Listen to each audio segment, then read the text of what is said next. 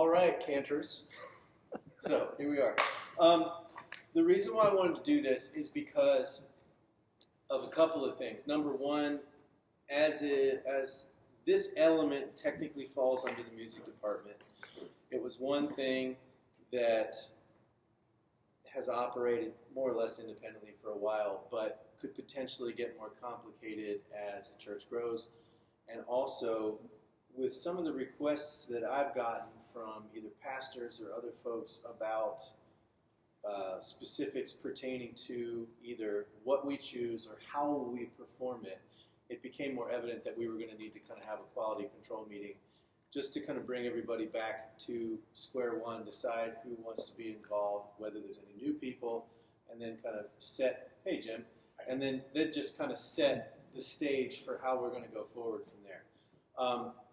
The first thing that I want to tell you all is how much I appreciate your being involved on this level, because, you know, it's not the kind of deal where I think we're like the most elite of musicians necessarily, but we definitely are the most elite of volunteers when it comes to, you know, being available for stuff, and I appreciate that, because I know sometimes you all have to show up to sing something, and there's no other group that's doing the service but you, and you know you're here. There have been some confusion as of late with who's doing what service, or I told this person they're going to fill in for me, but Peg or myself don't know who it is. I kind of consider myself the last-minute stand-in if we have an emergency, but I am not always at every service. So we've had at least one instance this summer where a pastor was forced to do it on Sunday. That's less of an issue on Saturdays, but you know, it's one thing that I want to try to avoid, just because, you know, for the reason of this is our job, it's not their job ideally. It's also kind of become a goal of the department for us to include what we'll say is one new liturgy setting a year. That will, I say that with quotes because depending on your church background, it might actually be a setting that you're familiar with. But if it's not one that the church has either done for a while or ever, then we're going to call it new, despite the fact that we're pretty much choosing from the same resources that you all have used if you've ever been a Lutheran in your life. So one difference is that, at least this year, I'm trying to limit most of the things that we use to ELW simply just for the idea of containment. The less options we have, the easier it is to get the job done and to everybody be on the same page. If we pick from 3 or 4 different hymnals for everything that we have to do, it gets really convoluted and it's harder to remember what's what. You know, it's a big operation to do all that. So I've got all the cantoring stuff for the entire year from a setting standpoint, okay? And we'll talk that down and make sure everybody understands when these changes happen and why, if you need to know. Basically, I think in this room, everybody here is in one of the other choral ensembles, so I'm not going to go into detail about how to let me know if you're not going to be here. That'll pertain more to, in the case of Jim and Kathy, and possibly Marcia, but mostly just Jim and Kathy, since I don't think they're going to be in any of the other ensembles. We'll just need to have a real clear set of communication for if you're set for something and you can't be there, or if you know you're going to be away in advance and Peg otherwise would have scheduled you, you know, that's the kind of thing we want to try to limit. Part of that is so that we don't have to always be second-guessing who's got the service this week, you know, and try to refer to the 2-month schedule that somebody might have in their folder. It might be over there in the bulletin board.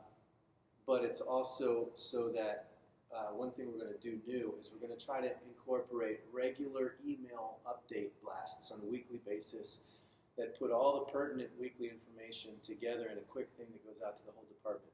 So not only will that include what services the groups are going to sing for and what anthem they're going to do, or regular rehearsals that otherwise might just be the same each week, but it's also going to include who's cantoring for which service.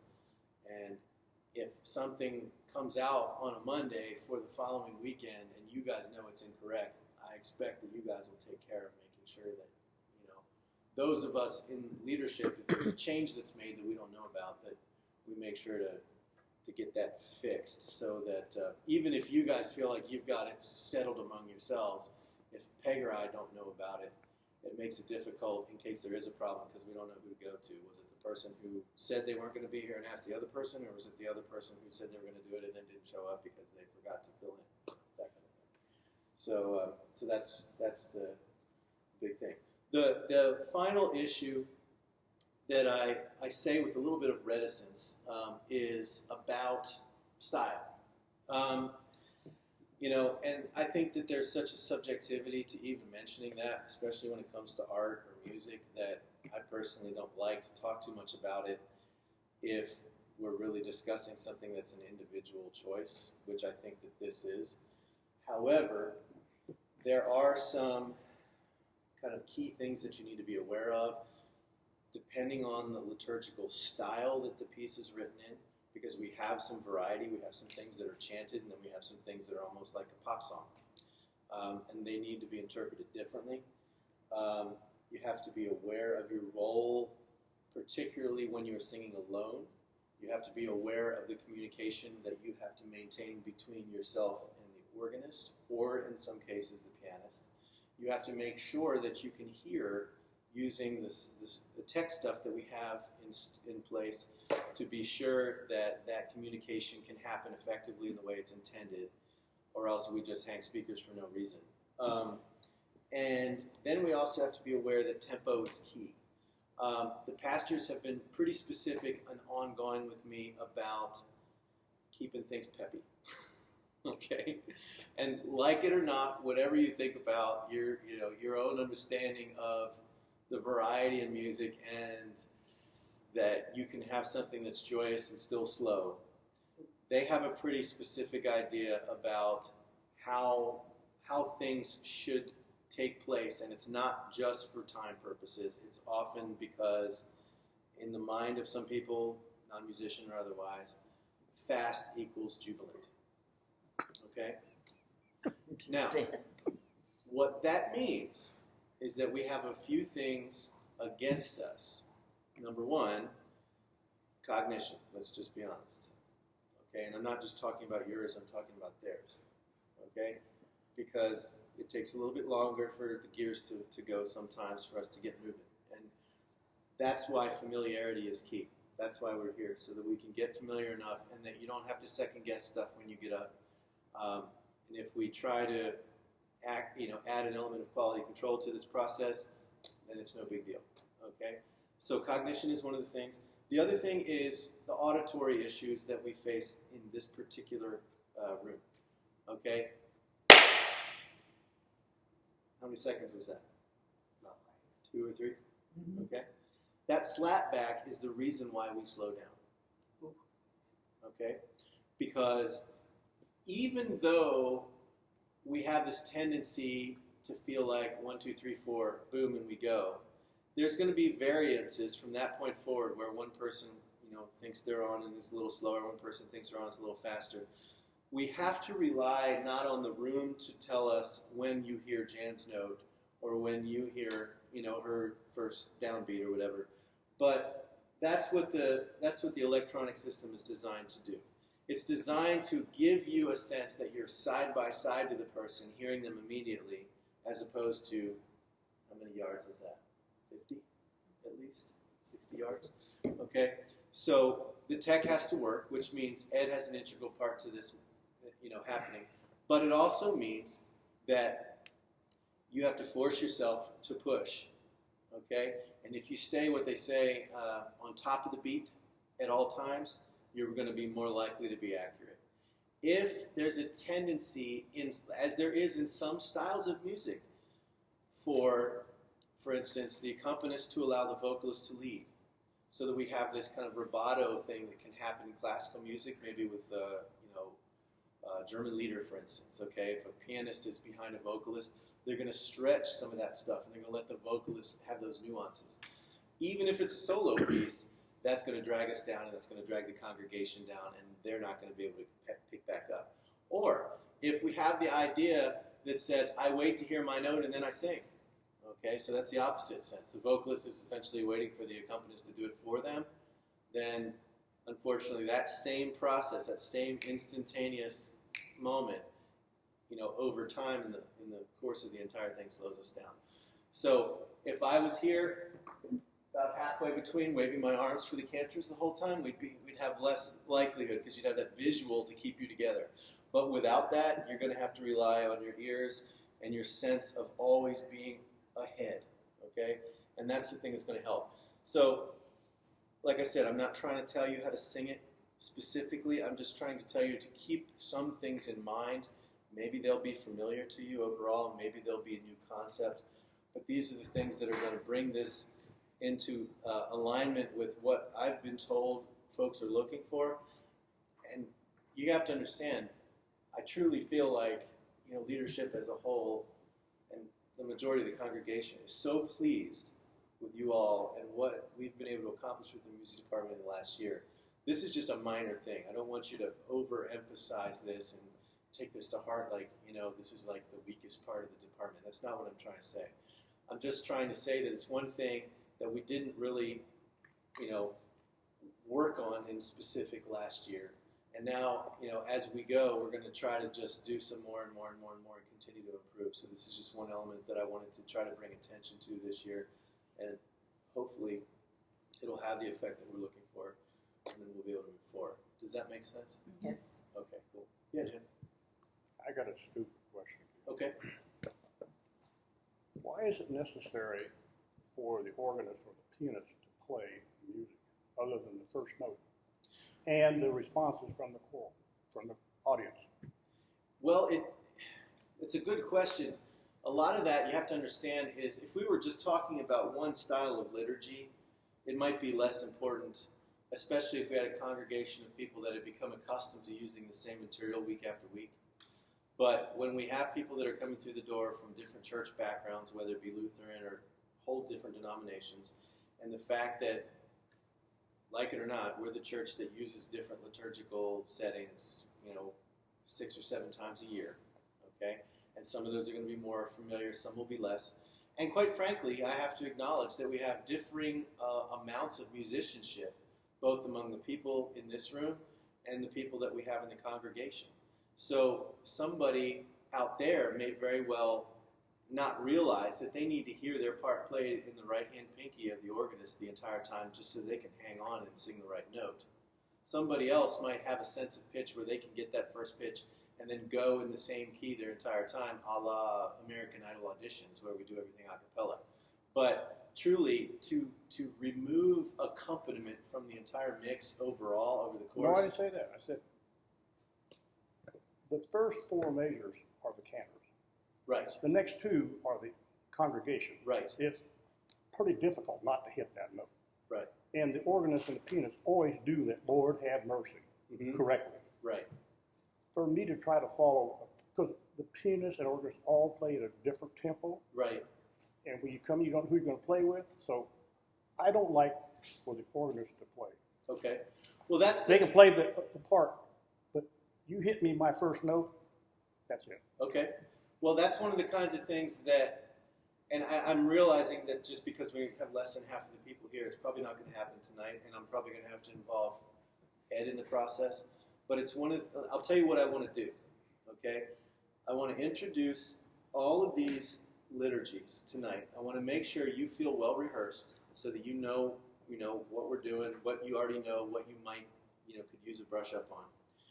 And then my intention is to put each of you up there singing each of them with no congregation here and with an organist accompanying you and film it.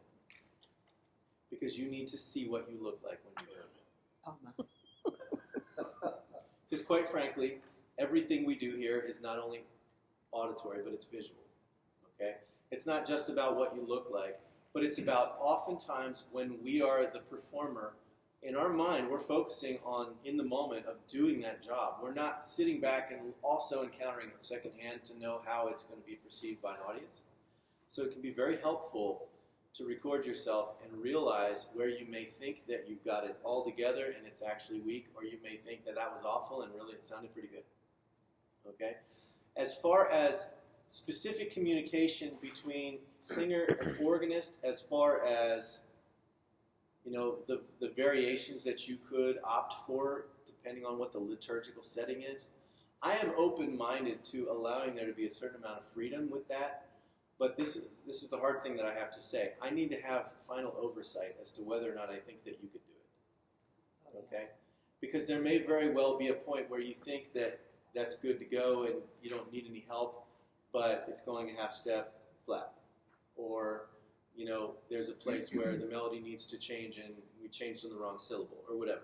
So part of that is because, part of that to say is, I can't hold anybody to a standard if you don't know what the standard is. So we set the standard here, and then everybody is clear on where we need to be. And from that point forward, now it's much easier to say, hey, I need this from you because you've already been there and done that.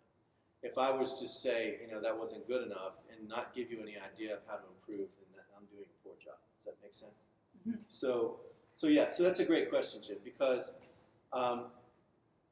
it was, and this was just in general, but there was a point at which it was requested of me to consider having them accompany cantors more because there were some weak folks who were struggling with the liturgical setting, okay?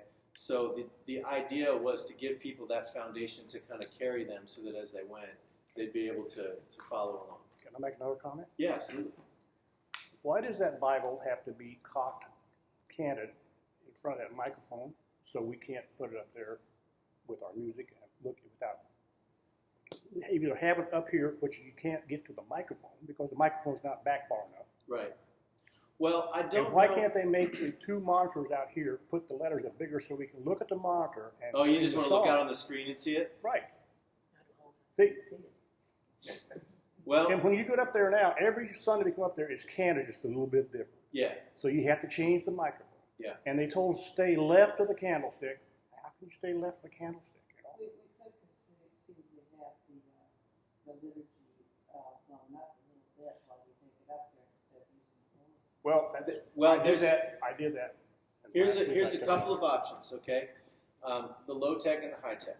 The low tech option is always going to be the easier one because it cuts more people out of the mix, and that is we figure out how to do it on paper bigger so you can see it better. I don't personally feel like, unless you have 20/20 vision, which I personally don't, that you should ever get up there with the bulletin because, just space considerations alone, there's no way that she can fit it on there big enough that you can see it. Okay? Right. So I agree. all of these have been blown up for you. Good. Okay? Good. But if you lose them, it's not my fault. Okay? And that means that you need to have it on you when you show up that morning and you forgot that you have to cantor at 9:45. Yeah. Okay. Keep it in your phone. Now, we need a 90-inch screen. in truth, okay, all right, you say that, all right? Yes, I do. 120. In truth, the high tech answer, and this is what they do primarily in contemporary services where they want people looking out at the congregation, engaging people, and we have this congregational, essentially big old choir from them and us. They put it on the back screen so that no music stands have to be used, no music has to be held, and that you can see everything you got to do back there instead. Now, those screens are not quite big enough right now. A 90 would be, okay? So 2 90s back there could work. But, then you rely on the clicker. That's right. That's a lot of times right. they don't get it. They don't catch up in time. Yeah, and you don't want to. So then you're put sitting yourself. duck. Or they go 2 pages ahead. And then You you're sitting do duck. not want to put yourself in that misery at this point. Peggy I'll made be this straight thing with you. 2 weeks ago and handed it out to everybody, and I finally pasted the damn thing together. And got it. The whole notion of a clicker is simply because we still use PowerPoint. But there will come a time when that will no longer happen, and we'll be a little bit more on the nose with regards to what every other church is using right now. And that process will change significantly. But until it does, you don't want your stuff that you're using to be contingent on whether this person is following along. Oh, no. Okay? I'm sorry to say, and that's not so much that they do an awful job. It's because the clickers right now don't have anybody in ministry whose sole purpose is to oversee them and help them get better. They're kind of like a volunteer group with no leader. Okay? So they tell them what they need to do, they send them out, and then hope for the best. And unfortunately, because of that, there's a lot of variation in who we get and how it works out. So it's not a perfect system, I'm not going to lie. But we're going to try to do our best under the circumstances to improve it and make you all feel like you're doing a good job and you're able to contribute when you're up there. Okay? Any other questions? No? All right, I'm going to turn my camera off. How many